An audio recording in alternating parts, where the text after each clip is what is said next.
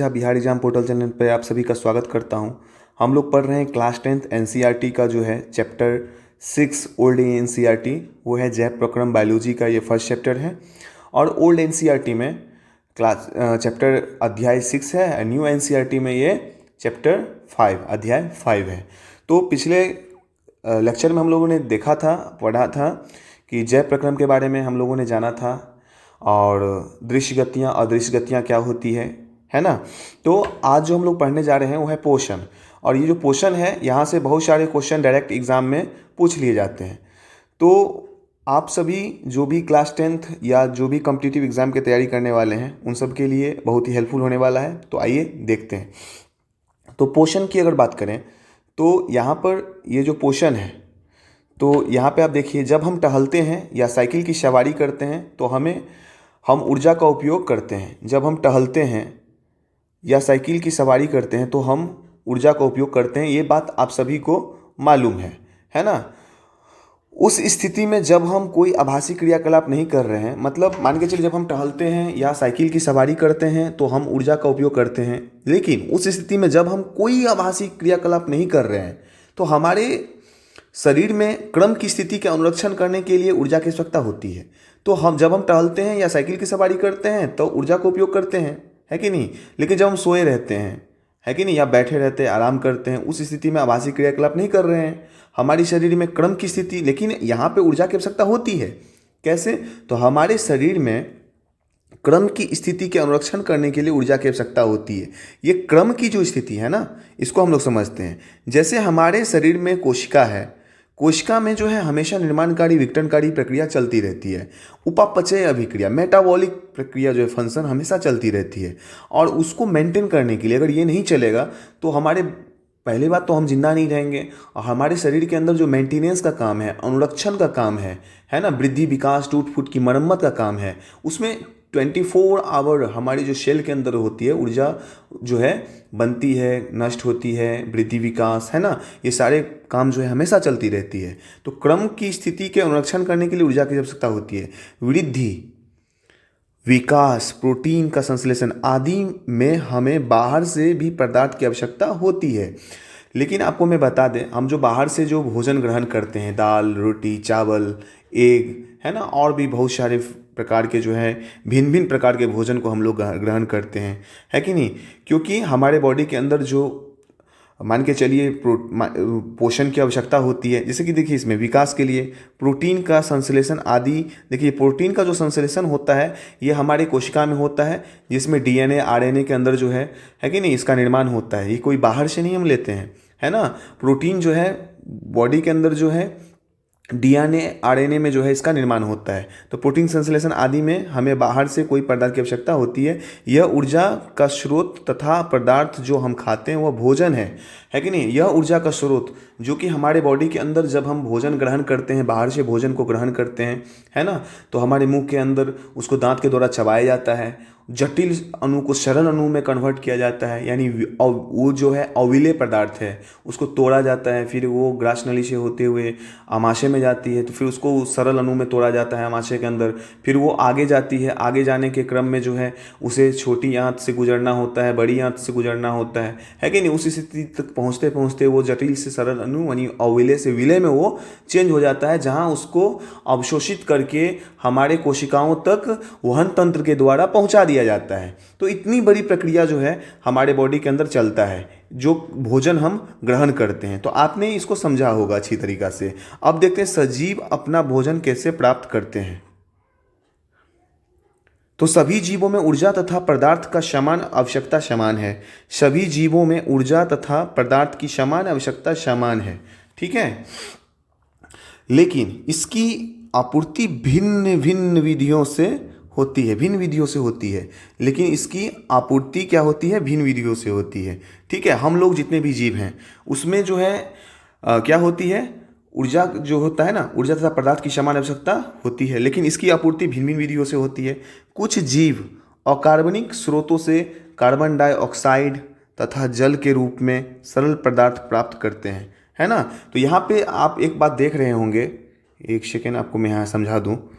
यहाँ पे देख रहे होंगे कुछ जीव अकार्बनिक स्रोतों से कार्बन डाइऑक्साइड तथा जल के रूप में सरल पदार्थ प्राप्त करते हैं। यहाँ पे एक जो पॉइंट यहाँ लिखा गया है अकार्बनिक स्रोतों से कार्बन डाइऑक्साइड, ये अकार्बनिक स्रोत कार्बनिक स्रोत क्या होता है? तो पहली बात ये देखें, जैसे कि पेड़ पौधा, तो पेड़ पौधा वायुमंडल से क्या लेते हैं? CO2 वायुमंडल से लेता है। और आपको बता दें, और ये जो है, एक सेकेंड, CO2 ये कार्बन डाइऑक्साइड है, ये वायुमंडल से पेड़ पौधा लेता है। और क्या लेता है? जल। जल के साथ जो जमीन है ना, भूमि से जो है वो क्या लेता है? रूट के द्वारा ये मान के चलिए खनिज जो है ना, लवण, इसको अवशोषित करता है कि नहीं? जल के माध्यम से ही वो पौधे के अंदर आते हैं, तो ये भी बाहर से पौधा लेता है। ये दोनों अकार्बनिक पदार्थ है। अब कार्बनिक पदार्थ, अकार्बनिक पदार्थ क्या होता है? कार्बनिक पदार्थ वैसे पदार्थ को कहेंगे जिसमें मान के चलिए कार्बनिक पदार्थ वो होगा जिसमें कार्बन हाइड्रोजन दोनों हो, है कि नहीं? जैसे CH4, इसमें कार्बन हाइड्रोजन दोनों है। CH4 में क्या है? कार्बन हाइड्रोजन दोनों है। ये क्या है? प्रायः कार्बनिक पदार्थ हैं। लेकिन यहाँ पे देखें, CO2 में कार्बन है तो हाइड्रोजन एब्सेंट है, H2O में कार्बन एब्सेंट है, हाइड्रोजन है, तो ये प्रायः अकार्बनिक पदार्थ हैं जो पेड़ पौधे बाहर से लेते हैं, है ना। तो यहाँ पे ये दोनों जो CO2 और H2O दोनों जो ये बाहर से पेड़ पौधे लिए हैं, कार्बनिक पदार्थ लिए हैं, मतलब अकार्बनिक पदार्थ लिए हैं, इसको पेड़ पौधा सूर्य के प्रकाश की उपस्थिति में, क्लोरोफिल की उपस्थिति में इसे चेंज कर देता है C6H12O6 ग्लूकोज में चेंज कर देता है, जो कि हम आगे पढ़ेंगे। स्वपोषी पोषण में इसको हम लोग पढ़ने वाले हैं। एग्जाम में बहुत बार ये पूछा गया है और हर एक एग्जाम में ये क्वेश्चन आता है।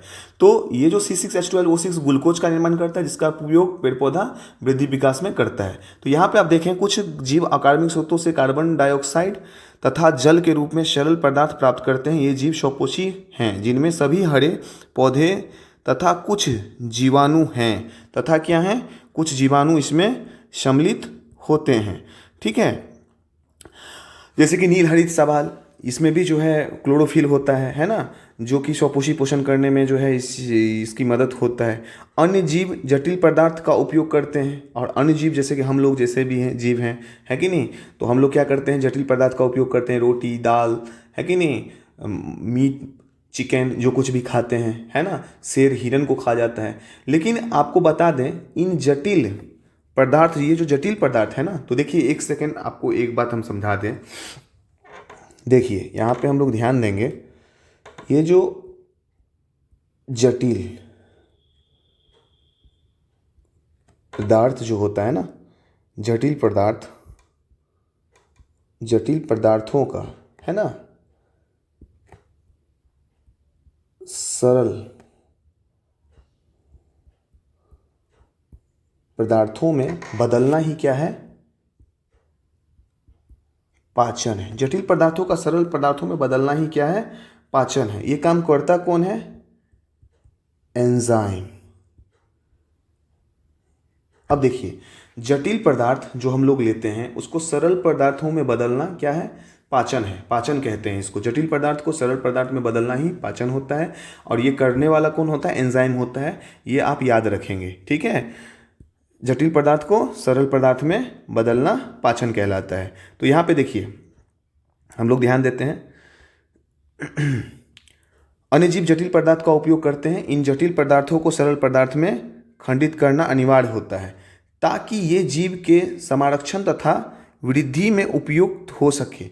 और जटिल पदार्थ को सरल पदार्थ में बदलना इसलिए जरूरी है क्योंकि उसका अवशोषण होना है। क्योंकि अवशोषण जब तक नहीं होगा, क्योंकि ये जो जटिल पदार्थ है, इसके अंदर जो प्रोटीन है ना, ग्लूकोज, कार्बोहाइड्रेट, है कि नहीं, या जो कुछ भी है, विटामिन, जो कुछ भी है, मिनरल्स, जो कुछ भी है, जो हमारे सेल को चाहिए। सेल को इसलिए चाहिए क्योंकि वो मेंटेनेंस, अनुरक्षण का काम करता है, वृद्धि विकास का काम करता है, इसमें ये सहायक होगा। इसलिए इसका जटिल पदार्थ का सरल पदार्थ में बदलना जरूरी है, और विलेय को विलेय में बदलना जरूरी है, ताकि इसका सही ढंग से अवशोषण हो, छोटी आंत बड़ी आंत के स्तर पे, और फिर ये वहन तंत्र के माध्यम से ब्लड के द्वारा, रुधिर के द्वारा हमारे कोशिकाओं तक पहुँचे, जहाँ पर उसका पूर्ण रूप से क्या हो, उसका उपयोग हो, है ना।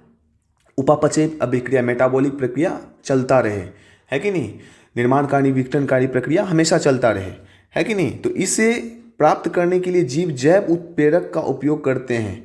और आपको बता दें, यहाँ पे देखें, इन जटिल पदार्थों को सरल पदार्थ में खंडित करना अनिवार्य है ताकि ये जीव के संरक्षण तथा वृद्धि में उपयुक्त हो सके। इसे प्राप्त करने के लिए जैव उत्प्रेरक का उपयोग करते हैं जिन्हें एंजाइम कहते हैं। ये बहुत ही इंपॉर्टेंट, यहाँ पे देखिए, अब एक क्वेश्चन यहाँ से ऑब्जेक्टिव में पूछ लिया जाएगा, ये बहुत ही महत्वपूर्ण है। यहाँ से एक क्वेश्चन ऑब्जेक्टिव में आपको देखने को मिलेगा, है कि नहीं। तो यहाँ पे देखिए, जैव उत्प्रेरक, ये जो जैव उत्प्रेरक आप देख रहे हैं जिन्हें हम क्या कहते हैं, एंजाइम। जैव उत्प्रेरक प्रायः किस तरह काम करता है, एक एंजाइम की तरह काम करता है। एंजाइम को प्रायः हम लोग क्या कहते हैं, जैव उत्प्रेरक कहते हैं, है कि नहीं। और आपके क्वेश्चन एग्जाम में आएंगे, एंजाइम प्रायः होते हैं जैव उत्प्रेरक। ऑब्जेक्टिव में 4 ऑप्शन होगा, है ना, उसमें से जैव उत्प्रेरक जहां आप देखेंगे वहीं आप टिक लगा देंगे, ठीक है। तो एंजाइम जो होता है वो जैव उत्प्रेरक होता है कि नहीं। आप इसको दिमाग में बिठा लें। इसे प्राप्त करने के लिए, इसे स्टिमुलेट करने के लिए, उकसाने के लिए, भोजन जो है जटिल पदार्थ को सरल पदार्थ में तोड़वाने के लिए, है ना, ये जो एंजाइम होते हैं ये जैव उत्प्रेरक की तरह कार्य करते हैं। अतः विषमपोषी उत्तरजीविता के लिए प्रत्यक्ष या परोक्ष रूप से स्वपोषी पर आश्रित होते हैं। जंतु तथा कवक इसी प्रकार के विषमपोषी जीवों में सम्मिलित हैं।